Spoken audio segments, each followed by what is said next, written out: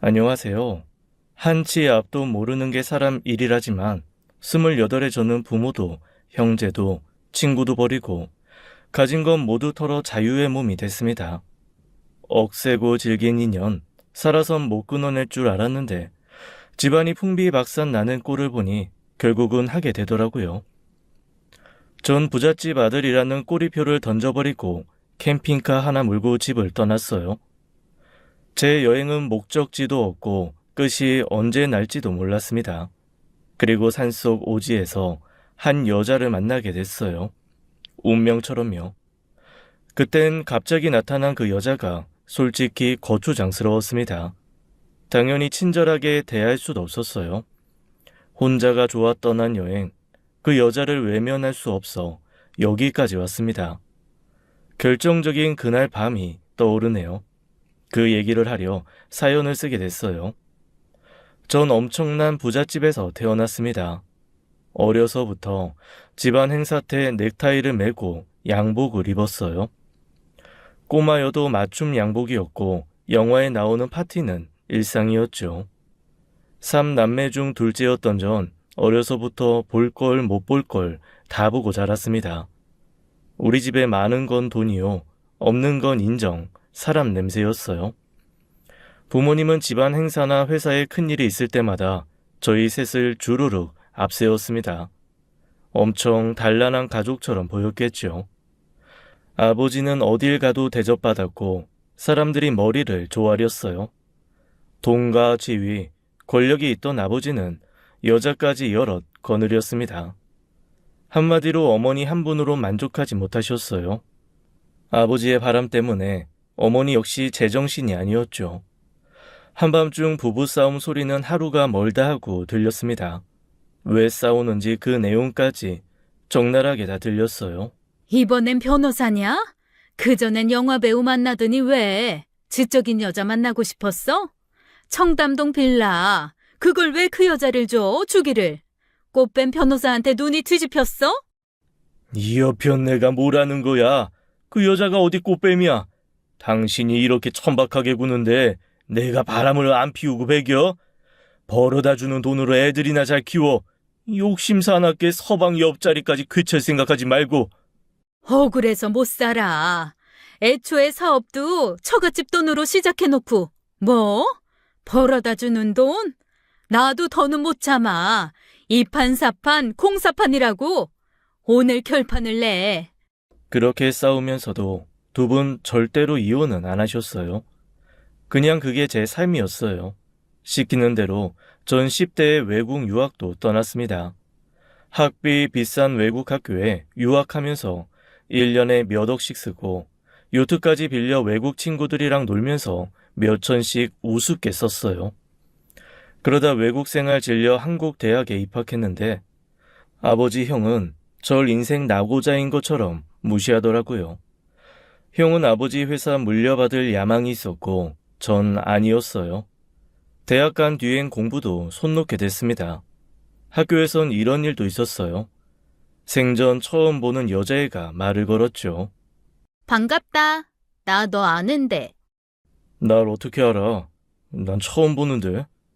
나 회장님이랑 친해. 회장님이 먼저 말해주던데? 너 이 학교 다닌다고. 회장님한테 신세 엄청 지고 있어. 강의 끝났니? 차 안 가져왔으면 내 차 타고 갈래? 뭐? 넌 부끄러움이라는 것도 모르냐? 당장 꺼져. 알고 보니 그 앤 배우 지망생이었고 아버지의 경제적 능력에 기댄 기생충 같은 애였습니다. 그 애가 몰고 다니는 차도 우리 아버지가 선물한 거였어요. 아버진 평생 바람을 못 끊으셨죠. 마치 도박처럼요. 여러 여자 뒷돈 대주고 해외여행도 가면서 소문을 뿌리면서 사셨습니다. 솔직히 아버지라고 부르기 창피할 정도였어요. 어머니도 정신이 병드셨는지 부잣집 사모님들과 어울리면서도 끊임없이 남들과 비교하고 자신의 신세를 한탄하셨죠. 그 여편네 얼굴은 호박인 주제에 서방 사랑을 독차지한다고? 웃겨 정말.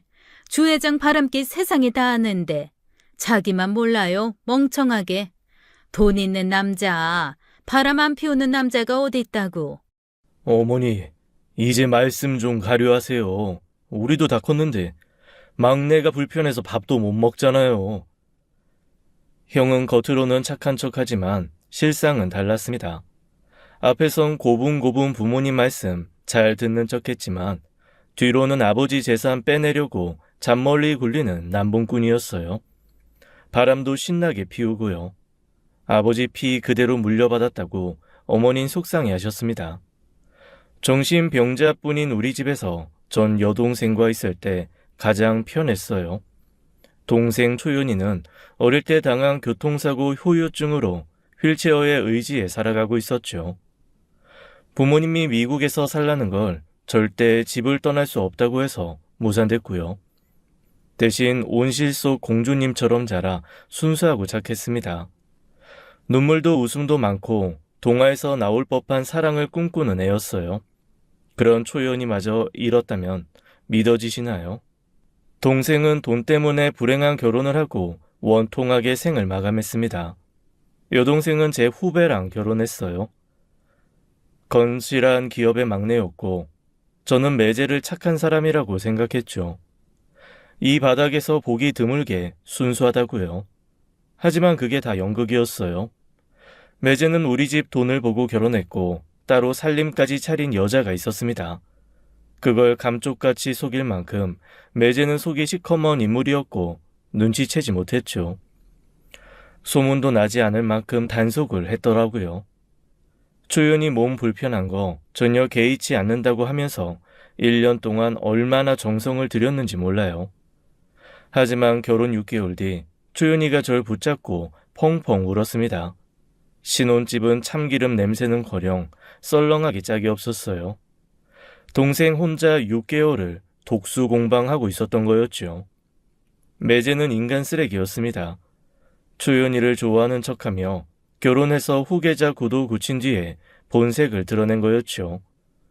다른 여자랑 살림을 차리고 거기서 살다시피 한다는 거였어요. 심지어 아들, 딸까지 뒀고요. 동생은 그 사실을 최근에 알게 됐는데 매제는 적반하장으로 나왔대요. 더 억울한 건 인자 한 척 연기했던 시부모의 이중성이었어요. 남자가 씨 뿌린 걸 어떻게 되돌리냐고 첩이 낳은 자식이라 할지라도 씨는 아들 씨앗이니 너는 자식 욕심 내지 말라고 하더랍니다. 오빠, 그 사람, 그 여자 사랑한대. 나보고 알아도 모른 척하고 입 다물고 살래. 나한테 그러더라. 자기한테 뭘 더 해줄 수 있냐고.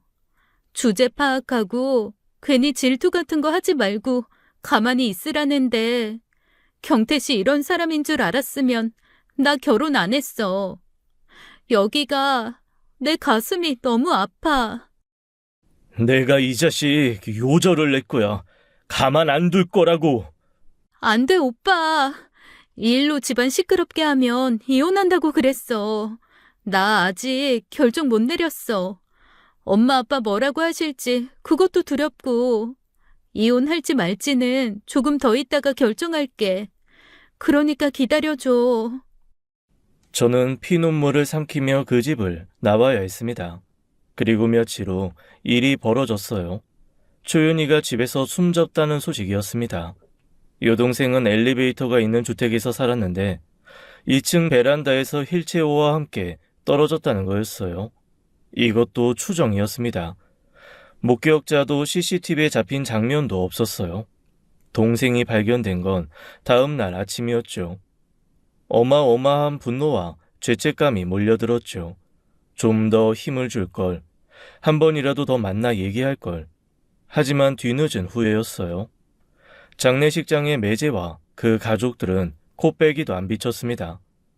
여동생이 죽은 뒤 한때 매제라고 불렀던 그 인간은 첩으로 두던 여자와 정식 결혼을 했다고 들었어요. 꼭 동생이 죽길 기다렸던 것처럼 일이 착착 진행됐죠. 그 집에선 초연이 물건을 싹 다 우리 집에 보냈고 전 황망함에 넋을 잃었어요. 술로 힘든 날을 버티는데 집이 꼭 감옥처럼 느껴졌습니다. 더 이상은 버틸 수가 없었죠. 그 길로 집을 나왔습니다. 갖고 있는 돈 다 챙기고 팔 수 있는 건 다 팔았어요. 대부분 명품이라 중고로도 꽤 큰 돈이었고 전 그걸로 캠핑카를 구했습니다. 한 군데 붙박이로 사는 건 질려버렸고 네 발 달린 집 끌고 다니며 나는 듯 살아볼 계획이었어요.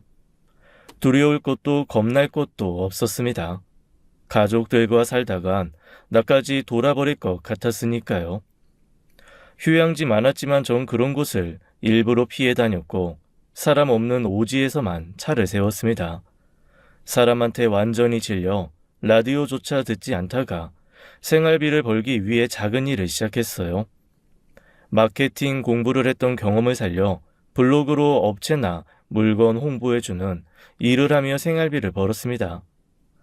전과 같은 생활이었다면 택도 없는 수입이었지만 캠핑카에서 살며 저 혼자 먹고 살기엔 괜찮은 돈이었어요. 최소한의 일을 해서 기름값 벌고 식재료 사서 먹고 살았죠. 인적 드문 곳에 앉아 물소리, 새소리, 바람소리 듣고 있으면 하루가 금방 갔어요. 혼자 사니 거칠 게 없었고 자연의 품이 넉넉했습니다. 초연히 부르며 목 놓아 울어도 보고 냉기가 뼛속까지 스며드는 개울물에 몸을 담그기도 하면서 과거를 싹 다 잊으려 했습니다. 사계절을 오롯이 느끼며 전국 각지를 돌면서 1년이 넘어가고 있었고 그 일이 벌어졌어요. 불빛 하나 없는 오지에서 한 번도 무섭단 생각을 안 했는데 이번엔 정말 오줌을 쌀 뻔했습니다. 그날도 여기저기 떠돌다 산속 오지까지 가게 됐어요. 주변에 민가도 한 집 없는 곳이었죠. 산에 오르기 전 딱 하나 있는 슈퍼에 잠깐 들렀을 때 한 어르신이 저를 말렸습니다. 설마 산꼭대기까지 올라갈 거냐고 물으시더라고요. 그럴 거라고 했더니 말리시는 거였죠. 2개의 봉우리가 있는데 터가 안 좋은 곳으로 잘못 들면 내려오지도 못하고 몇 날 며칠 산을 헤매게 된다는 거였습니다. 전 알겠다고 대답하고 느낌대로 또 차를 몰아 올라갔어요. 하룻밤 잘 곳을 정했을 때 이미 해가 지려고 해서 얼른 밥을 해먹고 개울가에 씻으러 갔죠. 그날은 땀을 좀 흘려 차디찬 물에 냉수 목욕을 했습니다. 씻고 돌아가려는데 청설모 한 마리가 제 어깨에 쪼르르 올라오는 게 아니겠어요. 드문 일이라 신기하고 귀여워서 가만히 있었더니 이 녀석이 고개를 갸웃거리면서 꼭 집에서 키우는 동물처럼 절 빤히 쳐다보는 거였습니다. 뭐 줄 게 없을까 하다가 마침 바지 주머니에 견과류 봉지가 있었어요. 아몬드 몇 개가 남아있어 줘봤더니 좋아하더라고요. 이 녀석 참 신기하네. 너 사람 안 무서워하는구나. 까만 청설모는 입이 터져라 아몬드를 집어넣더니 땅으로 내려가 또 절 빤히 쳐다보네요. 더 없으니까 집으로 가. 나도 이제 가야겠다. 캠핑카에 도착했을 땐 이미 해가 넘어간 뒤였어요. 깊은 산속이라 칠흑 같은 어둠이었죠. 별 보며 잠들 생각을 하며 캠핑카에 들어간 순간 전 졸도하는 줄 알았습니다. 웬 여자가 캠핑카 침대에서 자고 있었어요. 문 쪽으로 등을 돌리고 누워 있었는데 머리가 엄청 길었고 옷도 희한한 차림이었죠. 귀신이야! 급하게 돌아 나오려는데 테이블 위에 빈 봉지들이 보였어요. 귀신이 과자고 빵이고 먹어 치울 리 없잖아요. 내일 먹으려고 남겨둔 김치 볶음밥까지 싹싹 긁어 먹었더라고요. 차 안엔 흙냄새, 땀냄새가 진동했습니다. 사방이 발자국, 손자국이었고요. 전 이상하다 싶어 그 여자를 지켜보기로 했습니다. 여잔 조용히 코까지 골기 시작했어요. 모르긴 해도 무척 고단한 것 같았습니다. 그래도 이런 깊은 산속에서 사람을 만나다니, 게다가 맨발 흙투성이로 여기까지 왔다는 게 믿기지 않았어요. 큰 대로변에서 이곳까지 들어오는 3시간 동안 사람은 코빼기도 안 보였었거든요. 뭐야? 이 사람이야 귀신이야? 진짜 미치겠네. 구미호인가? 얼굴이 안 보여 답답했죠. 그런데 여자가 갑자기 끙끙 앓는 소리를 내며 몸을 돌렸어요. 저도 모르게 괴성이 튀어나왔습니다. 뭐야 당신? 얼굴이 엉망이었어요. 얼마나 맞았는지 퉁퉁 부어올랐고 시퍼런 멍에 피딱지에 긴 머리는 헝클어져 산발이었어요. 보고 있는 제가 아플 지경으로 여자 얼굴은 최악이었죠. 제가 지르는 소리에 여자가 놀라 벌떡 일어났습니다. 무릎을 감싸 안더니 구석으로 몸을 웅크리고 숨더라고요. 모습이 너무 처참했습니다.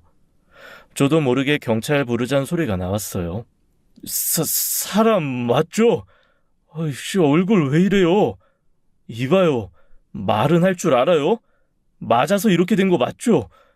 경찰 부릅시다. 아니, 경찰서까지 데려다 줄까요? 누가 이랬어요? 그랬더니 그 여자 제 바지가랑이를 붙잡고 이러는 게 아니겠어요? 살려주세요. 저 좀 살려주세요. 경찰은 안 돼요. 부르면 잡혀가요. 이 차 움직여요? 저 좀 아무 데나 데려가 주세요.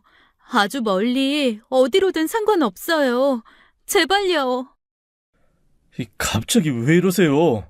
무슨 일인지 알아야 할 거 아니에요. 그러더니 갑자기 여자가 위도 단추를 푸는 게 아니겠어요? 눈빛이 제정신이 아니었고 엄청나게 떨고 있었습니다. 원하면 하룻밤 같이 보낼 수도 있어요. 그런 걸 바라는 거예요? 아무래도 좋으니까 제발 여기서 도망칠 수 있게 도와달라고요. 전 기겁하고 여자를 뿌리치며 말했죠. 이럴 거면 내려요. 나 그런 사람 아니라고요. 어디서 그런 말을? 빨리 내려요, 당장. 경찰 무서워하는 거 보니까 죄졌네. 하필 이런 여자가 칠수없게. 빨리 안 나가요?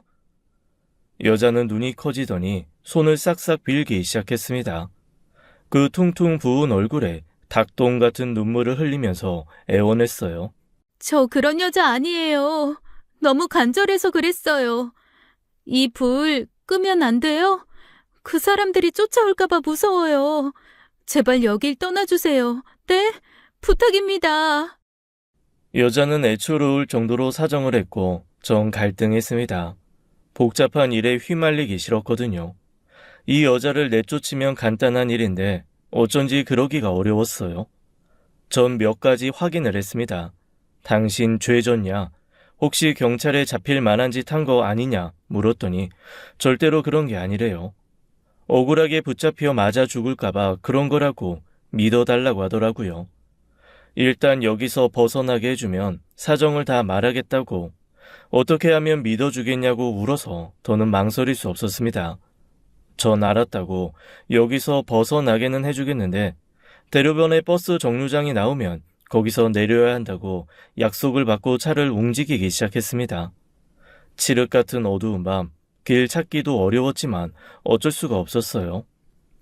여자는 울퉁불퉁한 산길을 내려가는 동안 찍소리도 안 하고 불안해했죠. 얼마나 달렸을까요? 서서히 여명이 밝아오기 시작했습니다. 자정쯤 산속을 나와 몇 시간 동안 비포장 도로를 달려 산길을 내려왔으니 그곳으로부터 꽤 많이 떠나온 거였어요. 뒤를 돌아보니 여자도 꾸벅꾸벅 졸고 있더라고요. 한숨이 나왔습니다. 어째 처음 봤을 때보다 얼굴이 더 부어오른 것 같았어요. 멀찍이 버스 정류장 표시를 보였고 전 차를 세웠죠. 이봐요. 내려요. 버스 정류장이라고요. 네? 아저씨, 여기가 어디예요? 모르겠어요. 나도 처음 온 곳이라. 버스 정류장 앞에 동네 이름 있을 건데 그거 보고 갈 길 가요. 차비는 있어요? 아니요. 아무것도 없어요. 여자는 입술을 깨물며 울고 있었어요. 왜 우냐고 물었더니 어딜 가야 할지 모르겠다고 하더라고요. 몇 살이냐? 그제야 나이를 물었고 24이라는 대답을 들었죠. 전 2만 원을 주면서 잘 가라고 했어요. 여자는 쭈뼛거리며 캠핑카에서 내렸습니다. 해가 뜨는 그 시각 먼지 풀풀 날리는 시골 버스 정류장엔 그 여자뿐이었습니다. 멀리서 봐도 정말 못 볼 꼴이었어요. 낡은 셔츠와 고쟁이엔 흙물이 들어있었고 멍투성이 얼굴을 하고 불안한 얼굴로 두리번거리고 있었죠. 제 정신이긴 한 건지 전 자리를 뜰 수 없었습니다. 버스 타는 것까지 보고 가려고 했는데 30분이 지나도록 버스 한 대도 지나가지 않았죠. 결국 전 다시 그 여자 앞으로 차를 몰았습니다. 다시 타요. 못 봐주겠으니까. 아이, 사람 꼴을 하고 있어야 말이지. 그래도 돼요? 안 내키면 그냥 가고요. 여자는 눈물을 닦더니 냉큼 차에 오르더라고요. 전 두 말 없이 가까운 휴게소로 향했습니다. 주차장에 차를 세워놓고 그 여자한테 제 옷을 던져줬어요. 갈아입으라고 하고 나와서 우유와 호두 과자를 샀죠. 그러고 있는데 문득 죽은 동생이 떠올랐습니다. 저보다 4살 어린 그 여자 꼭 초연이 같았어요. 그래서 내버려 두지 못했던 것 같아요. 여자는 허겁지겁 호두 과자 한 봉지를 다 먹어치웠습니다. 개걸스럽게 먹어 캑캑거리고 우유도 한꺼번에 다 마시려고 하고 난리였어요. 천천히 좀 먹으라고 안 빼서 먹는다고 해도 소용없었죠. 추측하기로나마 거기서 제대로 먹지도 못했던 것 같더라고요. 오랫동안 굶은 것 같았습니다. 퉁퉁 부어 작아진 눈이 얼마나 울었는지 벌겋게 충혈돼 있었고 한쪽 눈은 실핏줄이 터져 있었죠.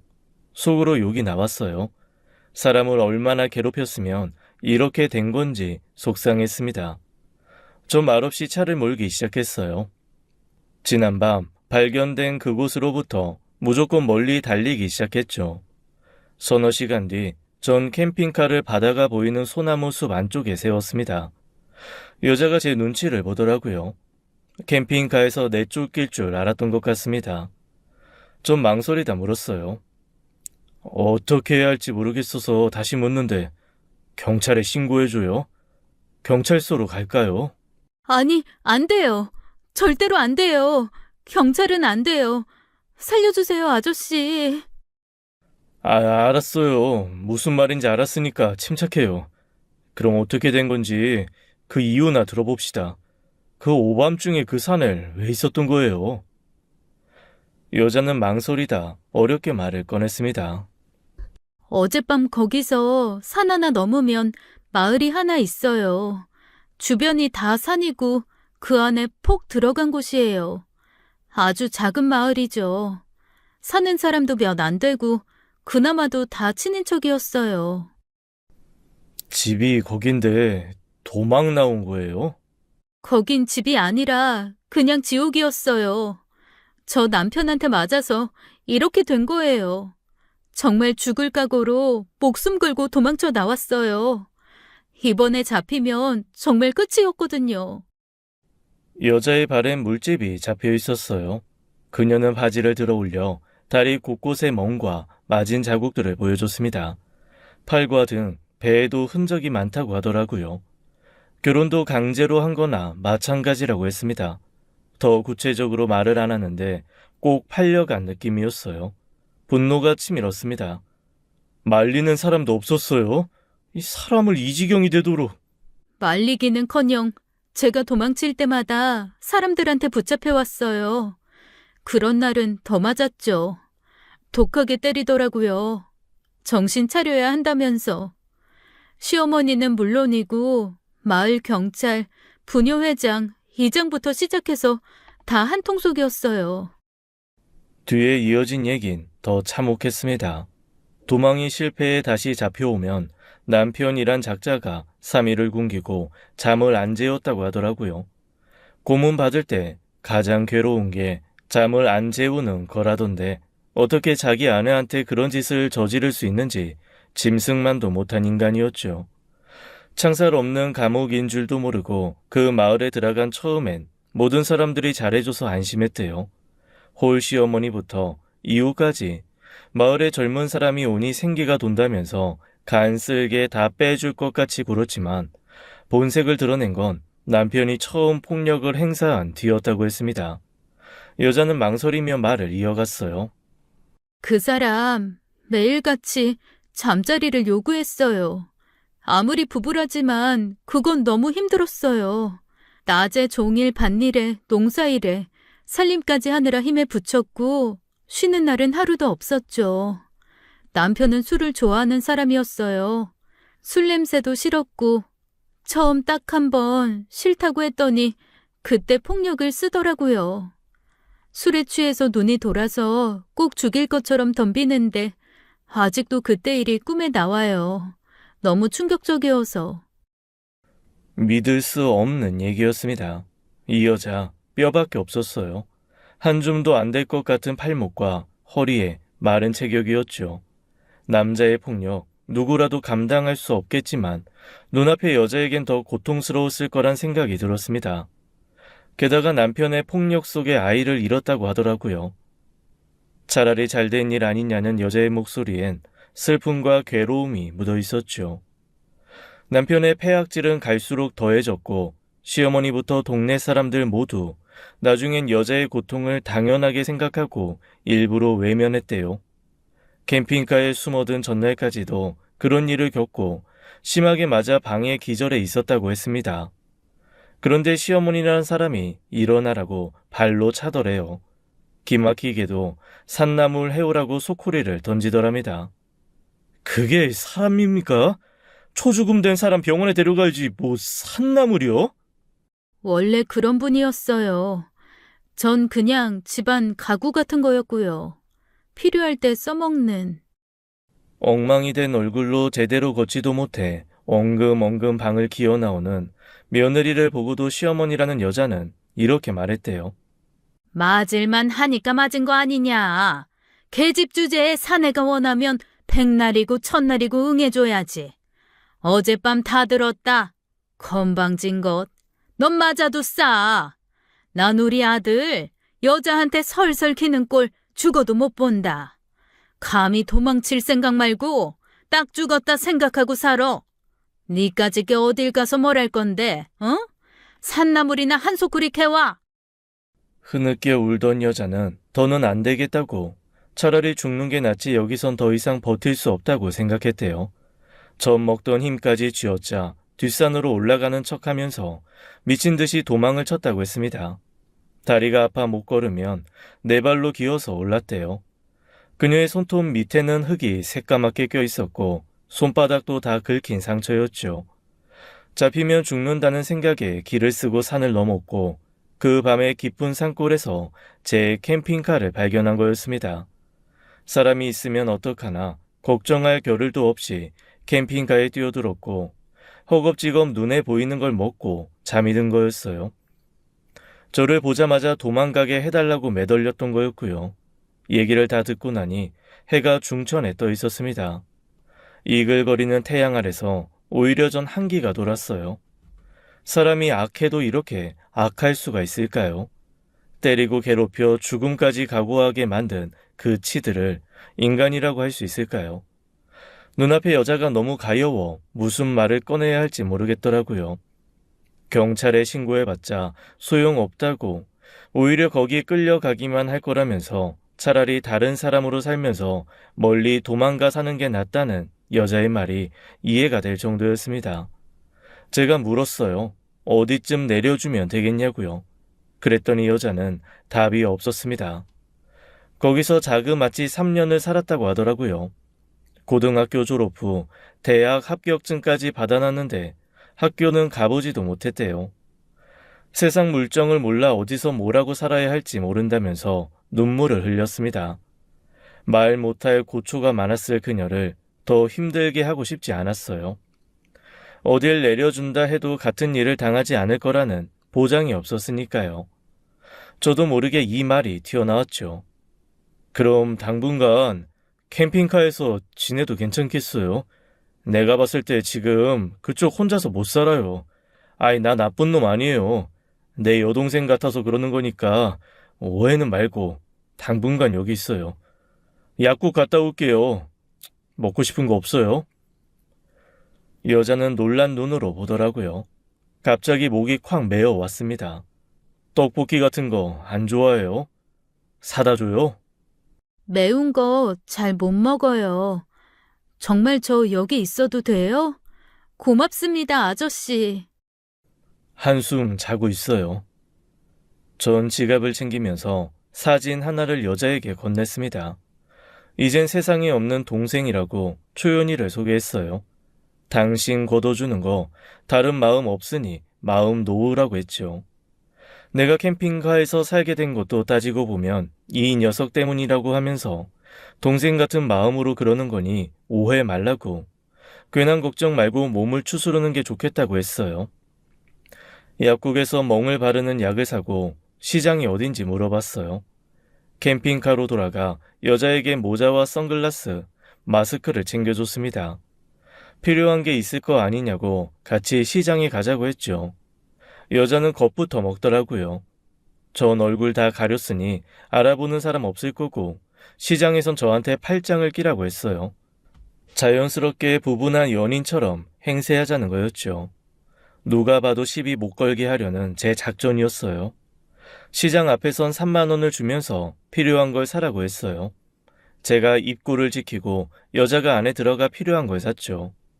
첫 가게에서 계산할 때 손을 벌벌 떨길래 제가 나섰어요. 돈을 주고 뭘 사본 적도 너무 오래된 탓인 것 같았습니다. 그날 저녁 여자는 저한테 고맙다고 하더라고요.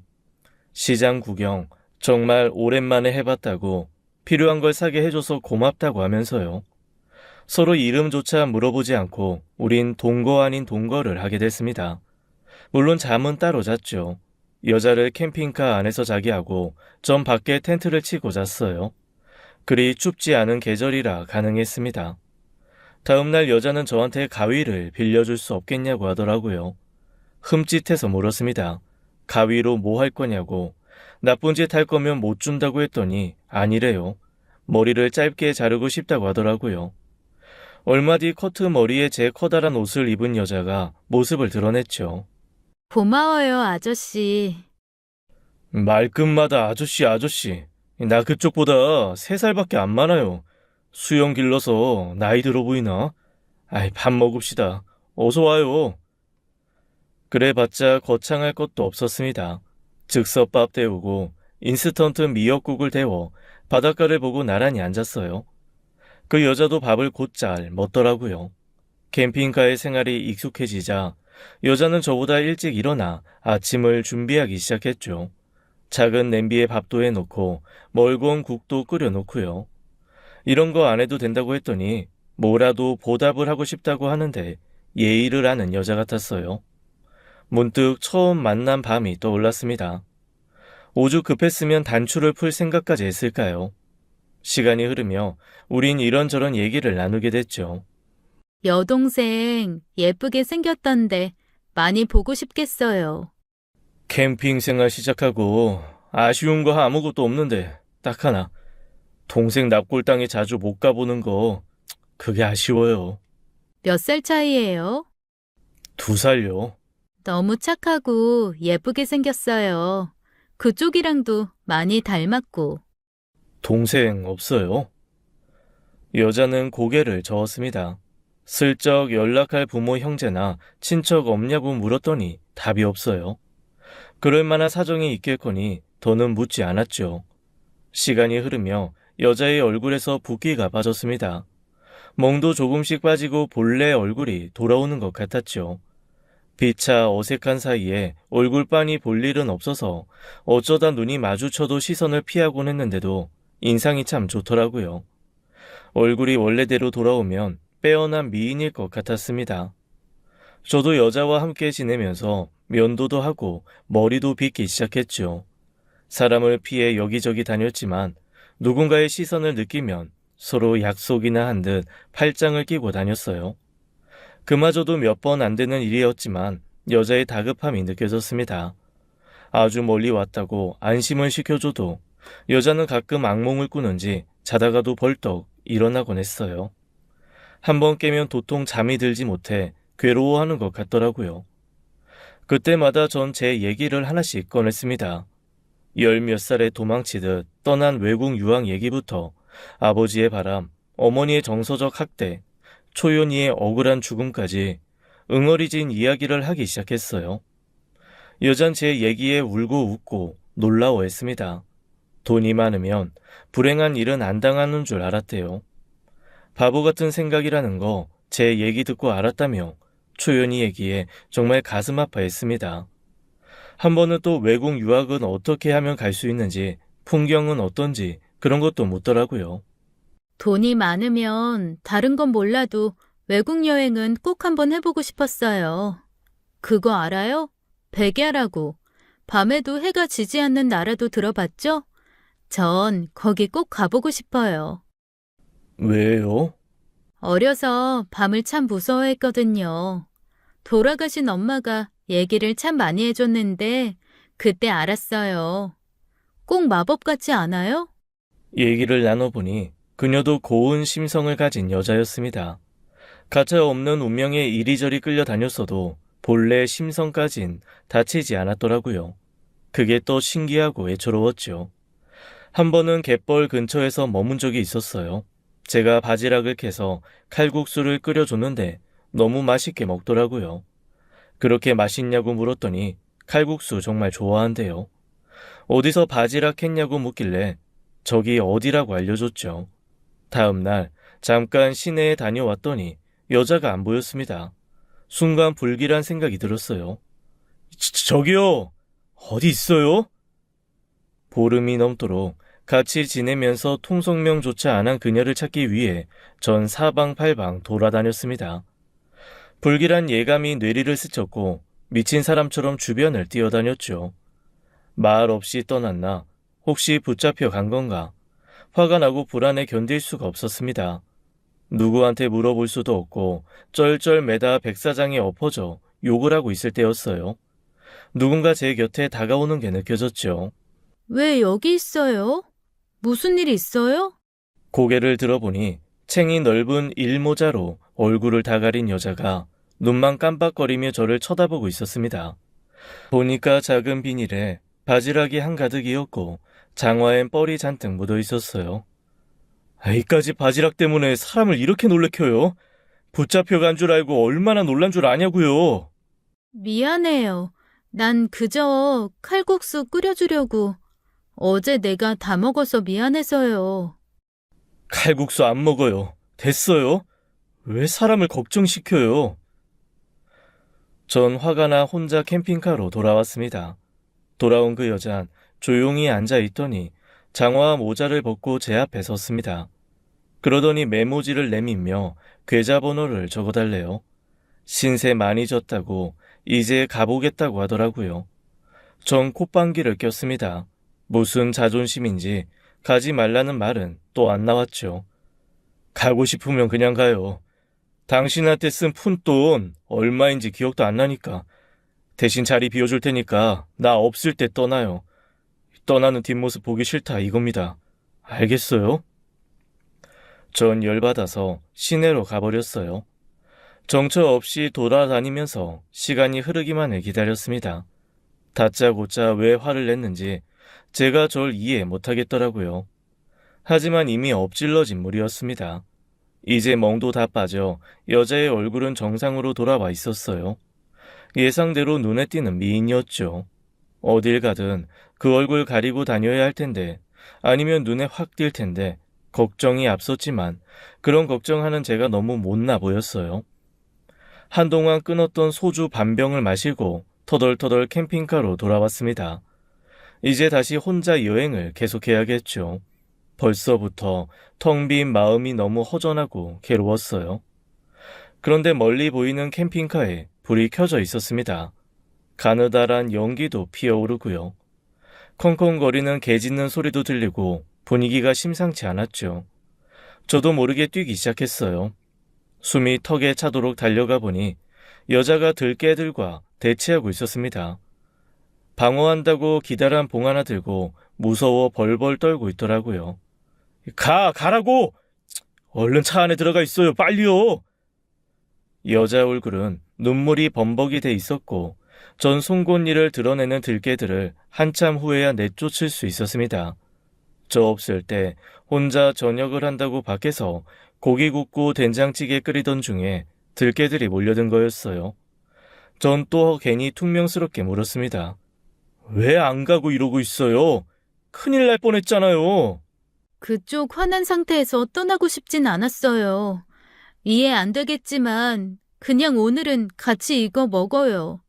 내가 된장찌개 끓였어요. 아까 그 바지락 넣고. 고기는 다 탔네. 아깝게. 내심 너무 고맙고 반가웠습니다. 그 된장찌개 머리카락이 쭈뼛 설 만큼 너무 맛있었어요. 어쩐 일인지 여자도 캠핑카를 떠나기 싫은 눈치였죠. 전 사과의 의미로 믹스커피 진하게 타서 줄면서 사과를 했습니다. 미안하다고, 그냥 당신이 안 보이면 예민해지는 것 같다고 솔직히 말했어요. 여자가 묻더라고요. 잘해주는 이유가 뭐냐고요. 딱히 대답할 말이 떠오르지 않았어요. 쑥스러워서 속마음을 제대로 얘기할 수 없었던 것 같네요. 사실 전 그녀를 좋아하고 있었습니다. 그렇게 돼버렸다면 이해하실까요? 자려고 누우면 그녀의 얼굴이 아른거렸고 캠핑카에서 잠을 설치는 것 같으면 저도 눈이 번쩍 떠졌어요. 안 보이면 불안하고 눈앞에 있으면 안심되고 늘 그녀가 안전했으면 했고요. 그날 우린 더 가까워졌고 서로의 이름을 알게 됐습니다. 통성명 하지 말자는 것에 둘 다 동의했는데 이젠 더 이상 그럴 수 없었어요. 그녀 이름은 수정이었죠. 그리고 이른 나이에 결혼까지 한 뒷얘기를 알게 됐습니다. 수정이가 고등학교 2학년 되던 해 엄마가 돌아가시자마자 불행이 시작됐다고 들었습니다. 아버진 동네 아줌마와 바람이 났고 있는 재산 다 팔아먹게 됐고요. 추억이 깃든 집에서 나와 반지하 단칸방에서 지내면서도 수정인 그 지역의 국립대학 간호학과에 붙었다고 했습니다. 어려운 상황에서도 돌아가신 엄마 생각하며 열심히 살려고 했는데 아버지가 사귄 여자 때문에 불구덩이에 뛰어들게 됐다는 거였어요. 그 여자는 수정이를 미인 대회에 나가라고 부추겼다고 했습니다.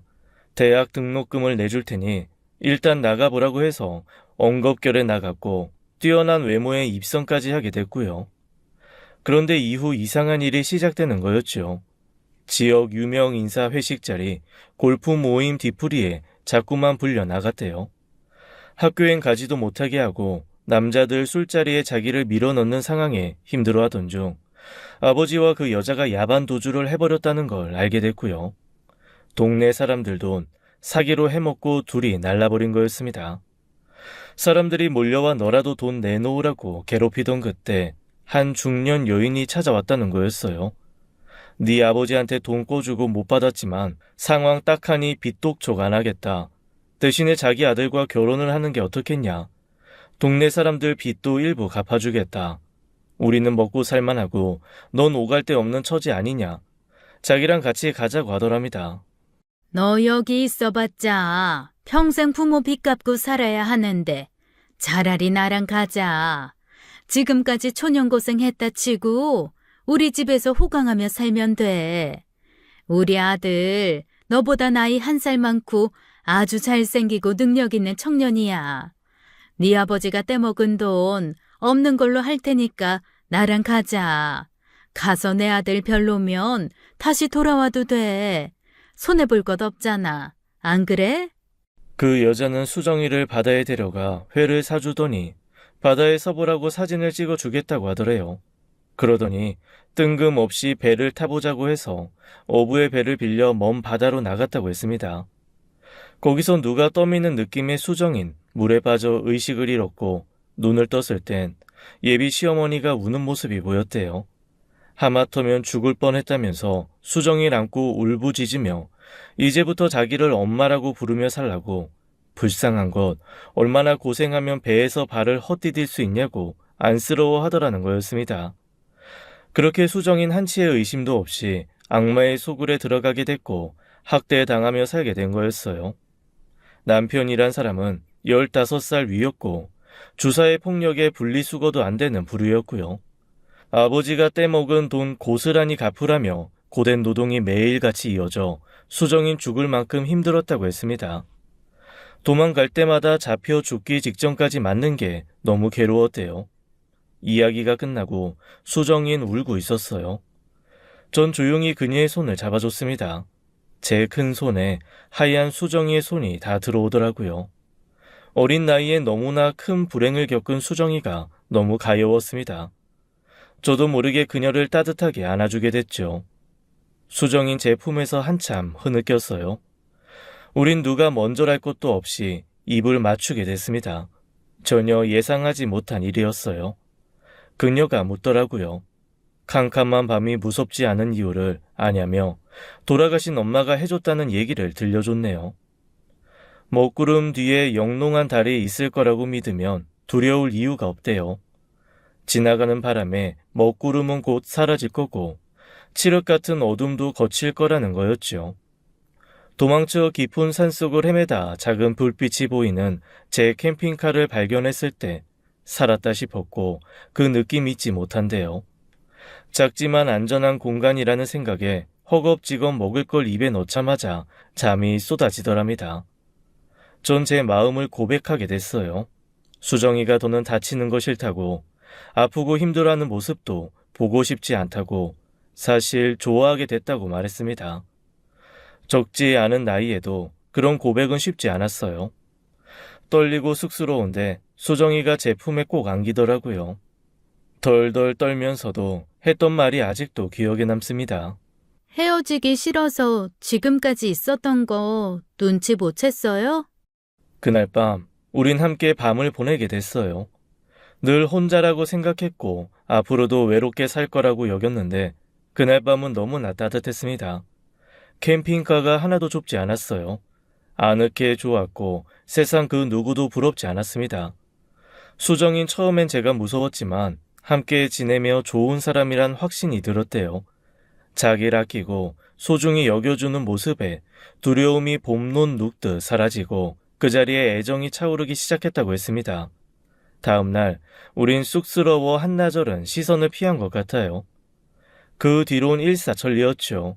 어딜 가도 둘이 함께였고 곳곳을 누비며 자유롭게 살았어요. 강원도, 제주도, 거침없이 캠핑카를 몰았고 경치 좋은 곳에선 원하는 만큼 지냈죠. 늘 혼자 다니다 사랑하는 여인과 함께 지내니 그것 또한 행복이더라고요. 우린 연인처럼 친구처럼 매 순간을 함께 했습니다.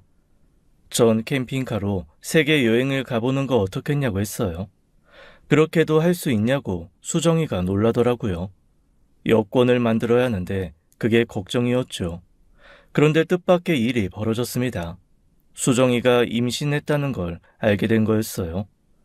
평소 좋아하던 짜장라면을 끓여줬는데 냄새를 맡자마자 못 먹겠다고 하더라고요. 처음엔 어디 아픈 줄 알고 걱정했다가 임신 사실을 알고는 뛸 듯이 기뻤죠. 함께 산부인과에 가서 아기 심장 소리를 들었을 땐 제 심장이 터져 나갈 것만 같았습니다.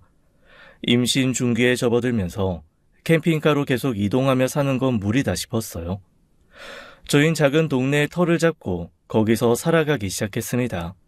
작지만 싱크대와 부엌, 거실 방까지 다 있는 온전한 집이었어요. 신혼부부요? 잘 어울리네. 선남선녀구만. 네, 이 사람 지금 임신 중이어서요. 잘 좀 부탁드립니다. 아유, 그래? 입덧은 끝났고? 먹고 싶은 거 있으면 말해. 임신해서 먹고 싶은 거 못 먹으면 애기 눈 짝짝이 된다는 말 들어봤어? 아내는 낯선 사람과 말을 잘 못해서 늘 제가 앞에 나섰어요. 캠핑카는 담벼락에 세워놓고 소꿉놀이 하듯 살아가기 시작했죠. 출산 예정일을 보며 전 고민에 빠졌습니다. 혼자면 얼마든 없이 살아갈 수 있었지만 이제 아이까지 태어나는데 가장으로서 남자로서 처자식한테 해주고 싶은 게 생기더라고요. 결국 수정이에게 털어놓게 됐죠. 아무래도 돈이 좀 필요할 것 같아. 곧 아기도 태어나는데 언제까지 동네 어른들 도움만 받을 순 없잖아. 설마 자기 가족들 만나려고? 억지로 그러지 않아도 돼. 우리 지금까지도 잘 해왔잖아. 캠핑카에서 지내다가 집까지 생겼는데 난 하나도 겁 안 난다 뭐. 그렇게 말해줘서 고마운데 나 사실 결정했어. 서울에 좀 다녀올게. 근데 자기 혼자 있을 수 있겠어? 그러자 아내는 제 팔을 붙잡았습니다. 어딜 가도 함께 가겠다며 서울에 같이 가자고 하더라고요. 전 사실 알고 있었어요. 아내는 여전히 마음 한켠 불안해하고 있었고 어떻게든 아내의 일을 저 또한 마무리 지어주고 싶었습니다. 그런데 어떤 방식으로 해야 할지 고민이 됐어요. 여러 이유로 변호사를 찾아보자 했던 것이고요. 결국 전 아내와 함께 서울로 향했습니다. 우리의 캠핑카에 임신한 아내의 자리를 넉넉하고 안전하게 만들어줬어요. 태어나 처음 서울에 와본 아내는 연신 신기하다 난리였죠. 서울만 봐도 이렇게 좋아하는데 해외를 가면 얼마나 좋아할까 싶었죠. 그리고 우리 집 일을 봐주던 변호사와 만났습니다. 처음 변호사는 절 알아보지 못하더라고요.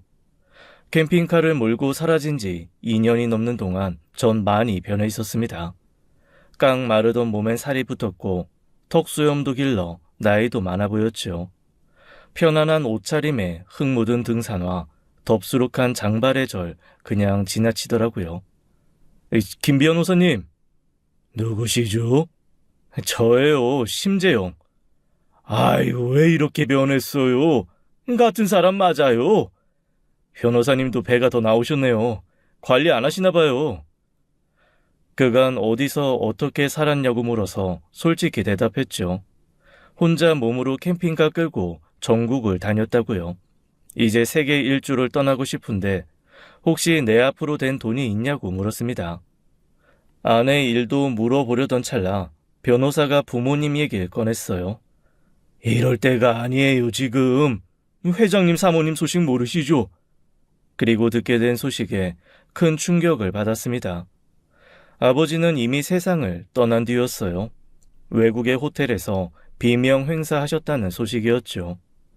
어머닌 그 소식을 듣고 쓰러지셔서 뇌졸중으로 병원에 계셨고요. 형은 얼마 전 교도소에 들어갔다는 얘기까지 듣고 전 할 말을 잃었습니다. 그동안 어떻게든 연락을 해보려고 했지만 누구도 제 소식을 알지 못해 힘들었다고 하더라고요. 그도 그럴 것이 전 핸드폰조차 없었습니다. 탐욕스러운 가족에게 닥친 불행은 초연히 일이 끝이 아니었던 거였어요. 임신한 아내에게 뭐라 말을 해야 할지 막막했죠. 아버진 돌아가신 뒤고 어머니가 병원에 계시다고 했더니 아내는 저만 괜찮으면 같이 가보자고 하더라고요. 그렇게 치장하기 좋아하시던 어머닌 환자복을 입고 쓸쓸히 누워 계셨습니다. 제가 임신한 아내를 보여드리니 말도 못하시고 눈물을 흘리셨어요. 전 그토록 미워했던 어머니 앞에 무릎을 꿇고 오열했어요. 2년이 넘는 동안 집안은 완전히 해체돼 있었습니다. 결국 전 아버지 회사를 물려받게 됐어요. 이미 내리막길을 걷고 있었지만 규모를 축소해 운영해 나갈 수밖에 없었죠. 전 초연이의 납골당에 혼자 찾아가 봤습니다. 사진 속 동생을 보니 눈물이 고였어요. 초연아, 오빠 왔다. 그동안 잘 있었어? 새언니 생긴 거 알지? 뱃속의 아기도. 오빠 도와줘, 초연아. 나 다시 돌아오게 됐어. 회사 일 준비하며 변호사와 아내의 일도 상담을 했죠. 알고 보니 아내는 사망한 사람으로 되어 있었습니다. 기가 막힌 일이었죠. 아내의 친부와 내연녀가 수정이를 그 파렴치한 모자에게 팔아넘기며 사망 신고를 한 사실이 뒤늦게 확인됐어요. 산골에 갇히기 전 바다에서 빠질 뻔한 사고를 실종사고로 위장해 신고하고 그 후 1년이 되는 시기에 사망 신고를 한 거였죠. 산골의 시모는 그렇게 수정일 평생 가둬두려고 했던 거였습니다. 참 지독한 사람들이었어요. 하지만 주민등록번호를 다시 만드는 과정에서 아내는 다시 태어난 것 같다고 했습니다. 지난날의 나쁜 일 다 없어진 기분이라고요. 그렇게 말해주니 정말 고마웠습니다. 도박장에서 발견된 수정이의 친부는 그 후 오래 살지 못했어요. 도망자로 살면서 피폐해진 몸으로 길에서 돌아가셨다고 전해 들었죠. 자업자득인 셈이었습니다. 진작 친부와 헤어진 내연녀는 추한 몰골로 수정이 앞에서 무릎을 꿇었어요. 수많은 사기 행각으로 늦은 나이에 교도소에 갈 신세였죠. 수정아, 예정을 생각해. 내가 너한테 잘해줬던 것도 있잖아. 내 덕분에 너 홍시 아가씨 대회에도 나가고 좋은 일도 많았지. 너 없을 때 내가 네 아버지 많이 고도줬다? 그건 사실이야. 아니, 내가 그 양반 때문에 손해본 게 얼만데. 제발 내가 이 나이에 교도소에서 늙어 죽어야겠니? 한 번만 살려줘. 내가 이렇게 빌게. 당신 얼굴 마주하는 것도 치가 떨려. 나 당신 때문에 대학 문턱에도 못 가보고 차라리 죽는 게 낫다 싶을 정도로 험한 일 당했어. 나 절대로 용서 못해. 나한테 용서를 빌려거든. 내가 당한 거 고스란히 당해봐야 돼. 멀쩡한 애한테 무슨 짓을 했는지 겪어봐야 안다고. 감옥에서 평생 썩길 바래. 앞으로 볼 일 없을 거야. 또 나쁜 짓을 일삼던 깊은 산골의 모자는 법의 심판을 받게 됐어요. 수정이가 없어지자 못된 시몬은 또 다른 여자를 속여 며느리로 들였고 그 여자가 도망쳐 나와 나라에서 운영하는 쉼터로 몸을 숨긴 거였죠. 한 언론에서 그 여자의 사연을 제보받아 취재가 시작됐고 수많은 이들의 공분을 사서 모자는 결국 체포됐습니다. 그 동네 사람들도 통째로 비난을 받게 됐고요. 해묵은 일들이 하나둘 정리되는 걸 보면서 묘한 기분이 들더라고요. 세상에 영원한 건 없다는 말 실감했습니다.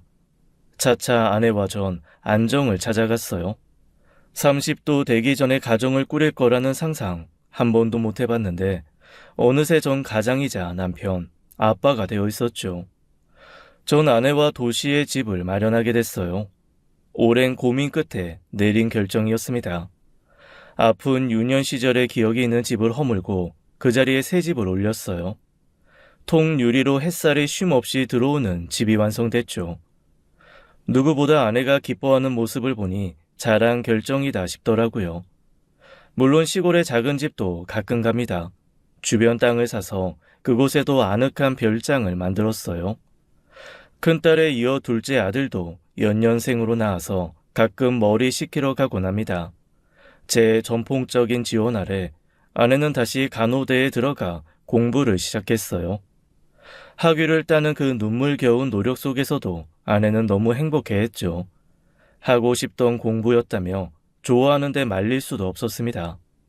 졸업하면 취직해서 월급을 받아보고 싶다는데 처음엔 그냥 하는 말인 줄 알았어요. 그런데 정말 실천을 하는 아내를 보고 놀랐습니다. 보면 볼수록 매력 있는 사람을 볼매라고 한다고 하죠. 수정이가 바로 그런 사람이었어요. 아이들 제법 큰 뒤로 내 식구는 자주 캠핑을 떠나게 되네요. 그때와는 달리 아내와 제가 교대로 차를 몰곤 합니다. 우린 캠핑 도사가 됐어요. 또 내년엔 아내가 꼭 보고 싶다던 백야를 보러 갑니다. 밤에도 해가 지지 않는 나라에 지금도 가고 싶냐고 물었더니 아내가 배시시 웃네요. 사람인이라는 한자가 사람 둘이 서로 기대 서 있는 모양이라죠. 홀홀 단신 떠난 여행에서 아내를 만나 지금껏 서로 사랑하며 사는 게 때론 여전히 꿈만 같습니다. 돈도 아끼는 가족이 있고 사람답게 사니 제대로 굴러가는 것 같아요. 참, 여전히 풀리지 않는 의문이 있습니다. 개울가에서 제 팔을 타고 오른 청설모는 어디서 온 걸까요?